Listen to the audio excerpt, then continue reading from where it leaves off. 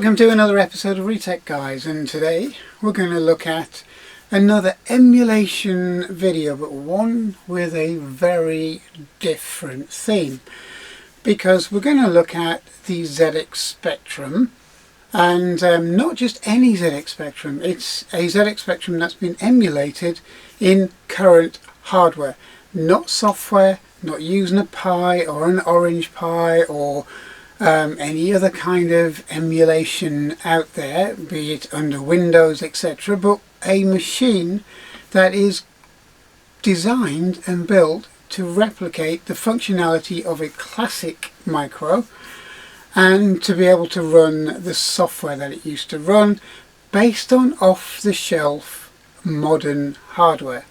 And it's all based around emulating the ZX Spectrum ULA with off-the-shelf parts. And that's what we're going to look at today, because whether it's a classic machine that's been emulated in software or a classic machine that's been emulated in hardware designed to do the same job, it's still emulation of a sort, and it's nice that it happens and it keeps these machines running longer.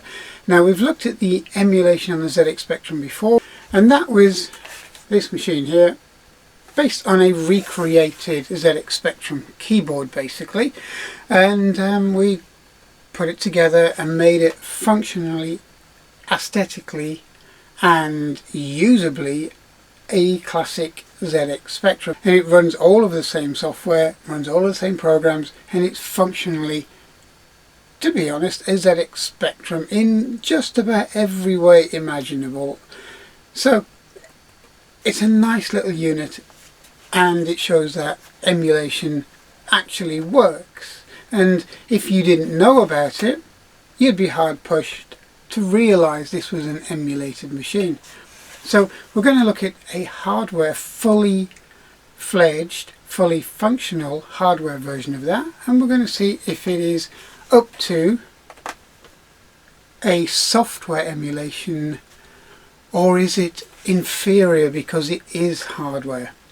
So should we have a look at a machine which is here, and you can see the screen running now, which is, to all intents and purposes, a Sinclair ZX Spectrum Plus from the mid-1980s, and we'll see how it gets on trying to be used as and trying to act as a classic ZX Spectrum. So let's take a look. So here it is. This is a Sinclair ZX Spectrum case. It's an original ZX Spectrum case. It hasn't been recreated. It's, you know, a 1984-85 case, and it's in good condition, and it's in a nice usable condition, and it's to all intents and purposes just a ZX Spectrum Plus. Now, it's got the same RF out, but this one's composite. Your ear and mic sockets, so you can load and save programs, and you have a standard 9-volt power lead just on here. So there's nothing out of the ordinary with that, and it looks like a Spectrum. Not only does it look like a Spectrum, if I actually move up, it also looks on screen like a Spectrum, and you wouldn't know the difference if you saw this on a desk being used. And it even has the classic click, as you can hear here. So if I, there you go, no real difference at all. So if I try to load a cassette, it would work in much the same way. And it's waiting for something to happen, and as you can see, once I press play on the cassette recorder, you can see the original style border come up, etc. So that, to all intents and purposes, is a classic ZX Spectrum. As you can see here, there's no real difference. But if we look around the machine, and I turn the machine around, there is some slight giveaways. I mean, the way you can tell, there's no shroud around the RF or the composite out here. There's no real shroud around here, and they're very different in size, so they immediately look a little bit more modern. The DC in, well, that hasn't changed, but then you look at the colour of the edge connector. Now that's definitely different, although it's functionally and physically the same. So what we're going to do is we're going to actually open the machine up, just taking out the normal screws, and we're going to find out what this machine is all about underneath.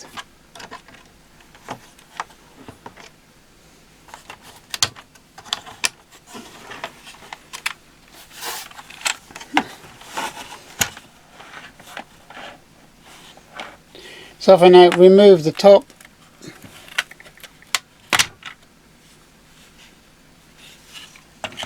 and we're going to gently disconnect the ribbon cables, and we're going to remove the keyboard itself. Now the first thing you notice is the PCB. It's very red. Okay, now we have a couple of original, or at least one original component here, which is the 48K ROM. You know, that we can discount. The rest of it, though, would be massively alien compared to the original motherboard. This is the original motherboard, and it's physically the same size, as you can tell. It's missing its speaker, but it's actually a spare board. Now, the biggest difference is the number of components. This has only a handful of components compared to the recreated board, which is a Harlequin board or a Superflow board, and this has a genuine ULA with memory chips, etc. down here, and your original RF with a huge heatsink, and it's quite a compact unit, and it's fairly nicely done, really. Now if we now look at the Harlequin version, it's very different. You can see the memory is roughly the same, but most of the componentry on this board around here is to do with recreating the ULA itself. So everything that was performed by one chip has had to been split up and then made to function as a classic ZX Spectrum. Now whether that, you know, some people think that's a good idea or not, it's a brilliant way of actually being able to use a lot of your old peripherals that you may have for your ZX Spectrum, which you wouldn't be able to do on a software emulated machine, because obviously it's not physically the same, it's not hardware based, it's not the same underneath, it's basically software emulated on a much more powerful machine, where this is a machine that is of the same power with the same connectivity along the edge connector at the back. So on that count it has a lot more advantages, and you can also change this to NTSC from PAL by using the jumper select on here as well. So it's probably a bit more usable if you wanted to use on different formats, but to be completely honest, most modern LCDs don't really care. They will support NTSC or PAL quite happily, or CCAM and so on. So you know, that's not the biggest issue, especially on this one, as it's a composite anyway. So you know, you don't really need to play around with the switching on it. But as I say, it's a well-designed machine. Most of the components are off the shelf. And one of the other things that you probably wouldn't notice so much is that it's not really a Z80 anymore. It's an NEC equivalent, but functionality wise and functionally wise, it does exactly the same job. And you know, for somebody who's back engineered one of these and spent the time dissecting a Ferranti ULA, which you cannot get anymore, this is a brilliant way of making sure that you have a more modern and a more robust Sinclair ZX Spectrum than relying on hardware that's almost 40 years old. So what we're going to do is we're going to pop the keyboard top back on it, and we're going to find out if it is actually functionally good as an emulated machine, or does it have some shortcomings. Okay, so the machine's back together again, and yep, all the keys work, which is good. So what we're going to do is we're going to try and load a game from cassette using the archetypal Monty on the Run. So we're just going to use a standard cassette recorder, which is my trusty old, or my trusty new old cassette recorder, which has had very little use but runs on a standard Spectrum and works every single time. And we're going to try it on here. So load the game and we'll see what happens. Okay, so it initially finds the program, which is good.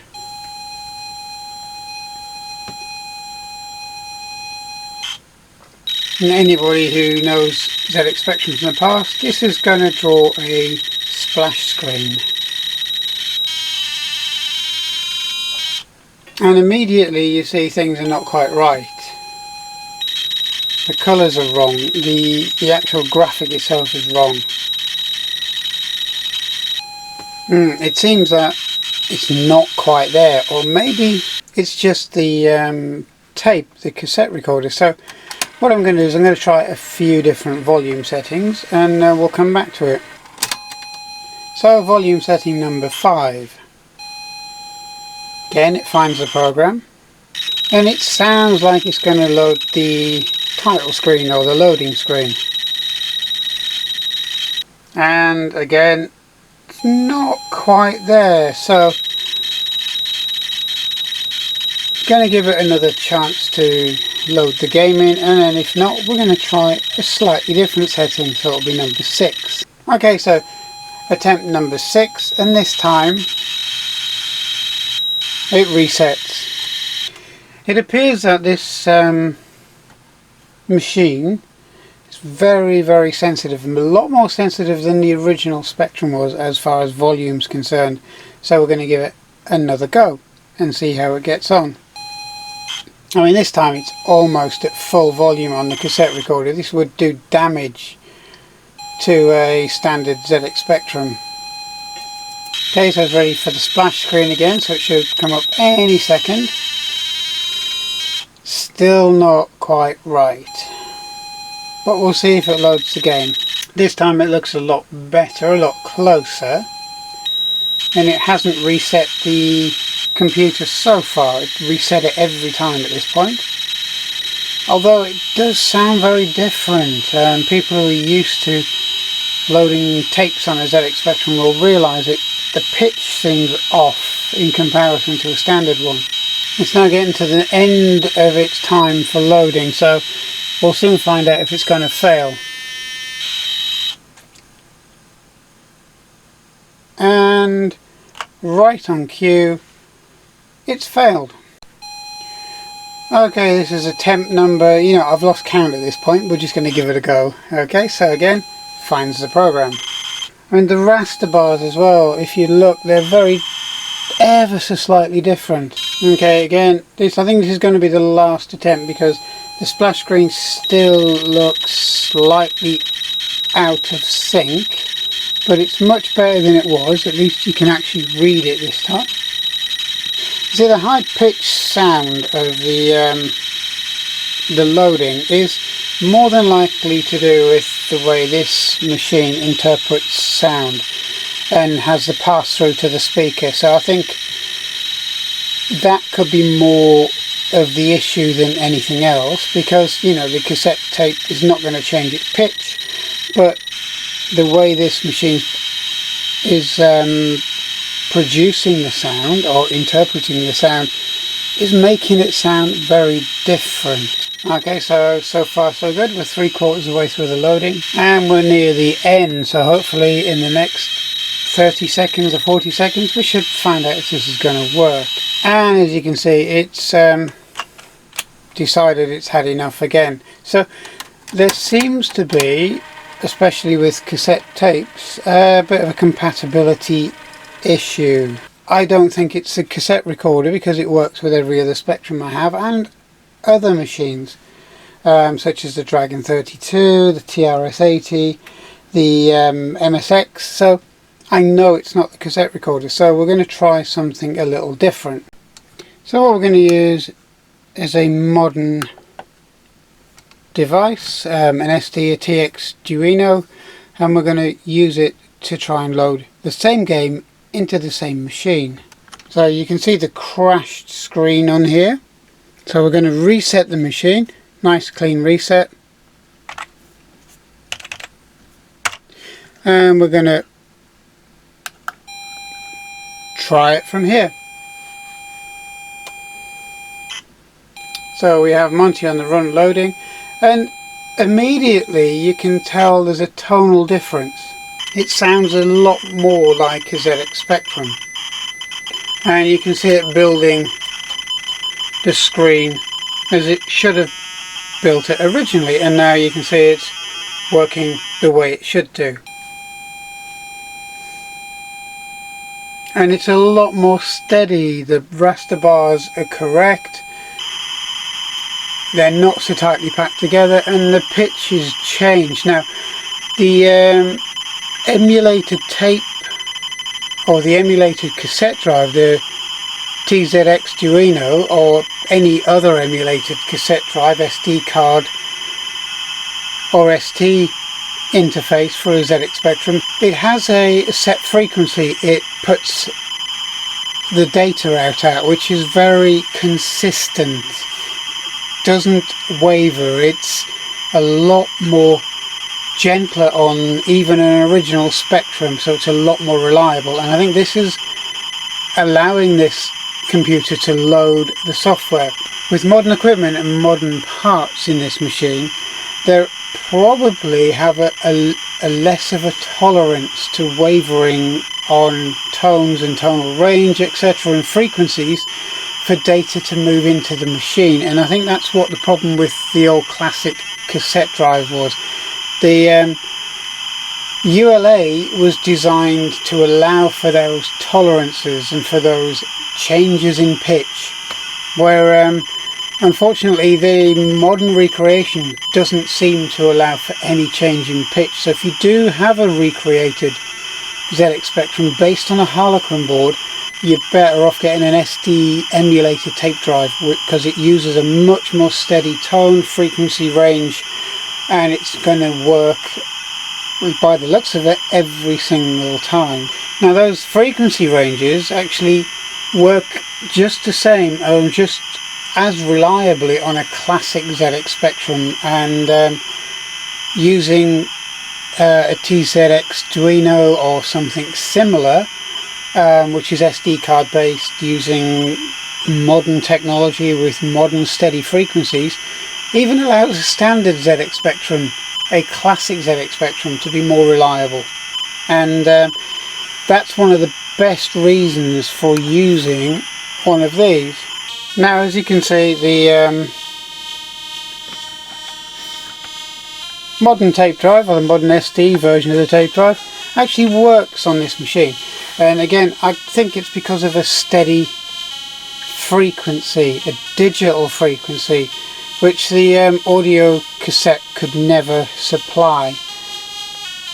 But it works, it sounds the same, so let's have a look and see how it does. Okay, so it runs fine, it works really well, and there's not really any difference between this and a classic ZX Spectrum.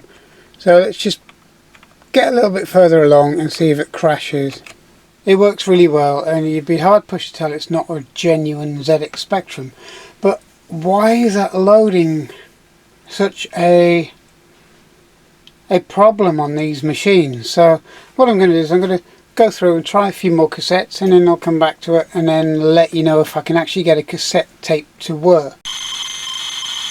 Okay, so this is BMX Simulator, and we're going to give it a try on cassette tape. It's quite a garish incarnation of a graphics, but no, it seems to want to work, or it seems to look like it's going to work. Okay, so we have BMX Simulator working, and it just sounds like a Spectrum, runs like a Spectrum, and works like a ZX Spectrum.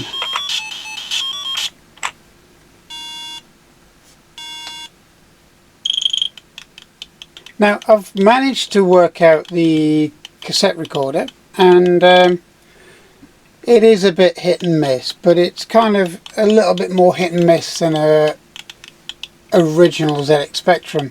It needs quite a volume to allow this machine to load data, which, you know, when you kind of using an original ZX Spectrum, you know that if you have too loud a volume on it, it can do damage, and so you're kind of a little bit reticent to keep whacking the volume up.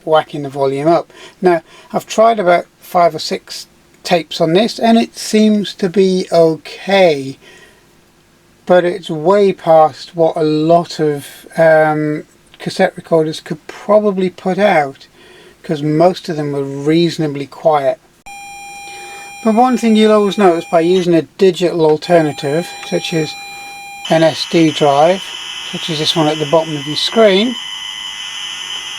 you will notice that it's much more consistent, and it works well with these Harlequin boards. There's no errors, there's no problems loading, and I'd suggest getting a digital alternative if you have one of these Harlequin ZX Spectrums, and also the same for an original ZX Spectrum. Yep, and even Manic Miner sounds the same.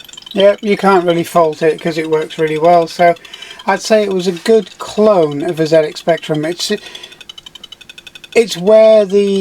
probably where the Russian clones were, but a much more refined version. Obviously it's a few years down the line, but if you think about it, the Russian clones at the time, they had to dissect the ULA to make it work in the same way, so they've been around for a while, but this is actually a nice working machine, and it's a nice recreation of a Spectrum, and you would be hard pushed to find any problems or any issues, even down to the good old colour clash.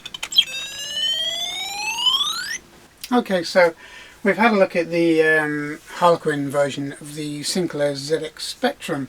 This one's in a plus case, as we know, and it's got a few issues.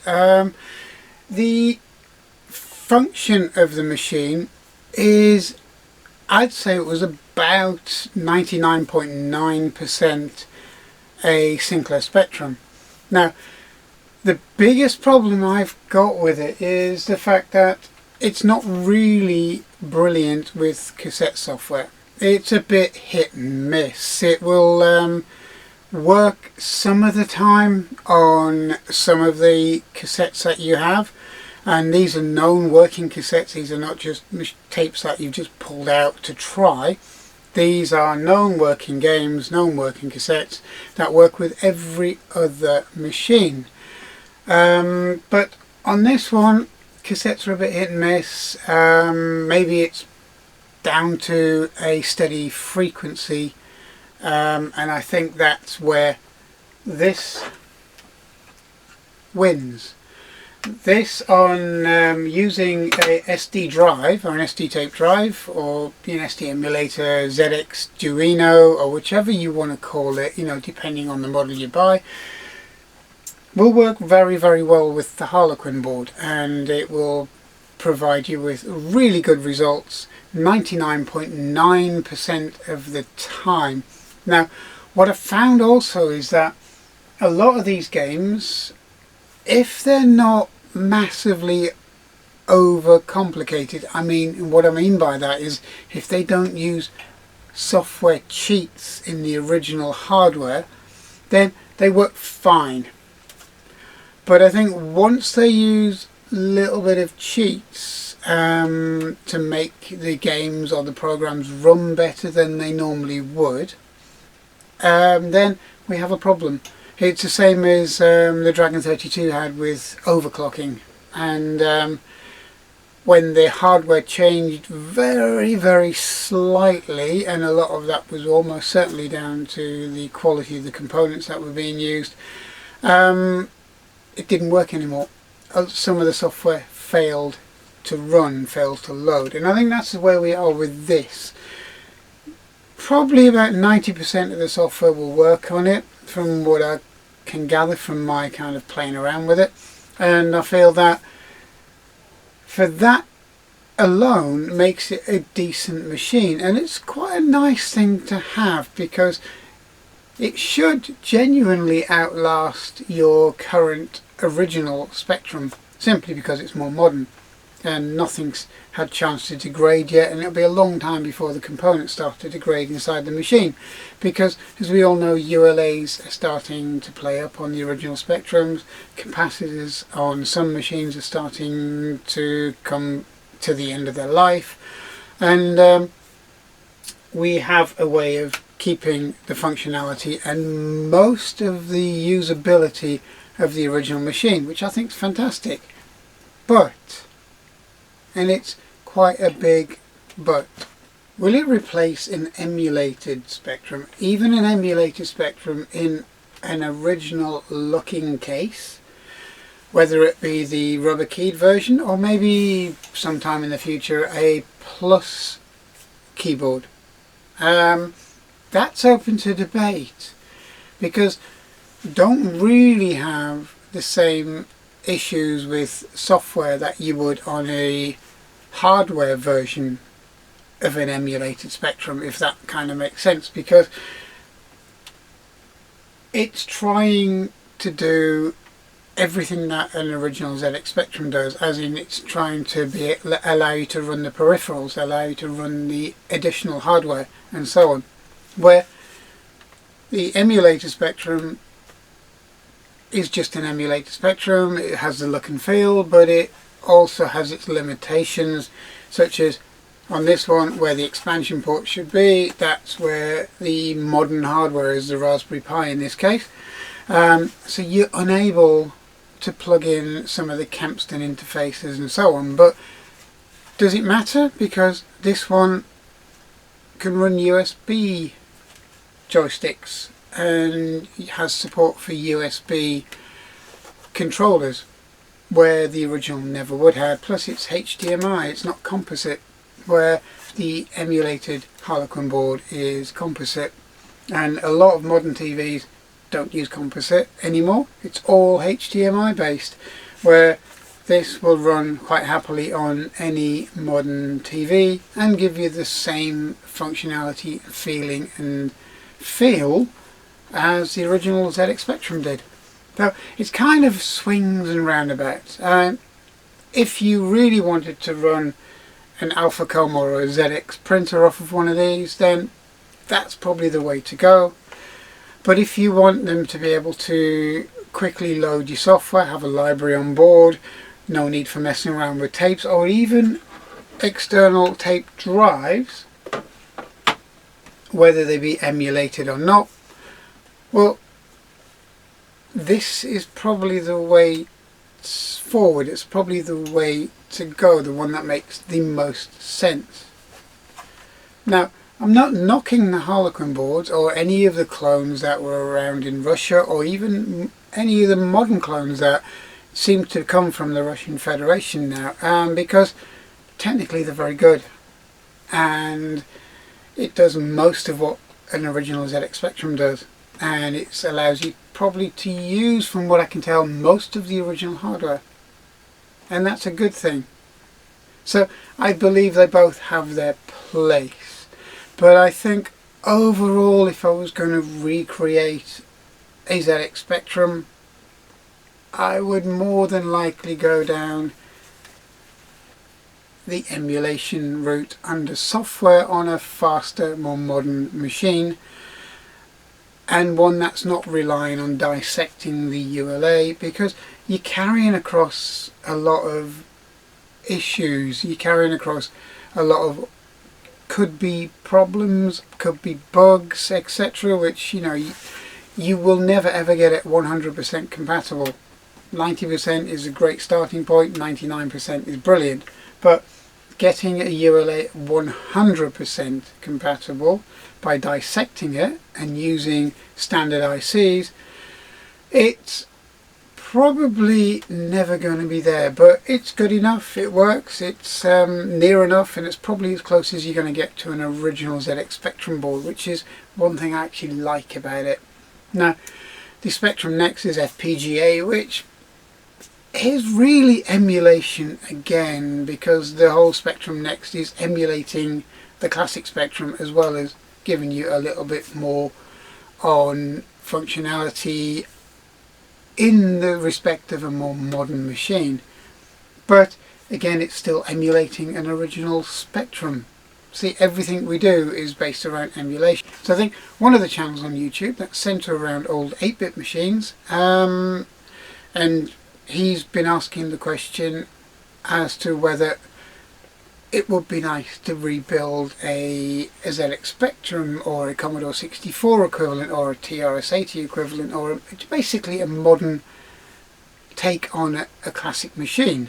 Now, I've thought about that myself, and my conclusion through all of this emulation and all of this hardware emulation or replication is no, because we already have the machines. There's no point in recreating a modern version of a 8-bit machine or a 16-bit machine under full hardware, unless you want to replicate it and you don't want to build on it, because at the end of the day, this is a ZX Spectrum because it runs ZX Spectrum software. It's a ZX Spectrum because it looks and feels like a ZX Spectrum. It's not, in using a car analogy, it's not a Ferrari, it's not a Lamborghini, it's not a Koenigsegg, it's an Austin A30. And that's the thing, your Ford Model T or Austin A30 cannot suddenly become a Ferrari. And trying to put together machines that are based around the old architecture, that aren't recreating the original machine or emulating the original machine, is going to cause you problems. So yeah, so as far as building a modern 8-bit micro or something very similar to that, I don't think it's necessary. We have clones of the Spectrum, we have emulation of the Spectrum, we have emulation of the Commodore 64, 16, 128, plus 4, VIC-20. We've even got emulation of MSX machines, TI-99s. In fact, a big chunk of our micro history is also under emulation or recreation. And unless, we really genuinely need, or there is a need for recreating, let's say for example, a Dragon 32, because we would like to run some hardware with it or some specific task that nothing else can do now, then there's no real need for it, because as long as you have working keyboards and a case, you can almost certainly emulate the rest of the machine. Now the Sinclair Spectrum Plus with a Harlequin board is nice. I would say it's worth having in your collection. So I'm in the middle of toying with the idea of recreating a ZX Spectrum 128, either through emulation same way as we did the Sinclair 48K model. And I'm also toying with getting the 128 version of a Harlequin board and building it into a Spectrum Plus 128, which will be closer to the original machine, and it will be using actual hardware designed to be a ZX Spectrum 128. Now I'm kind of in the middle of thinking about those two, but I'll let you know how I do and which I decide. But for now, I think if you take away the limitations of loading from an old-fashioned cassette recorder and you use a emulated SD drive, then the ZX Spectrum Plus based on a Harlequin board is a great machine, and it could basically bring your old machine back to life if you have a dead ZX Spectrum that can no longer be repaired, or you can't get a ULA, etc. The only downside is that you need a genuine ZX Spectrum ROM, and unless you've got a non-functioning ZX Spectrum that you can take the ROM from and the ROM still works, it's going to be quite difficult to get unless you can get an EEPROM copy or somebody else has a spare ROM for you. Now that could be the stumbling block, but if you can get around that, there's no difference really between this and a ZX Spectrum, so you should be able to run all of your peripherals, your old hardware, etc. And for all intents and purposes, it is a classic Spectrum. So yeah, this is kind of a brief overview of this machine. I will look at the more in-depth way of how it was built, put together, how it was designed, how the ULA was taken apart in a future episode. But for now, thanks for watching, and I hope you subscribe, and I hope we'll join each other in this channel shortly. Okay, so thanks a lot. Thank you.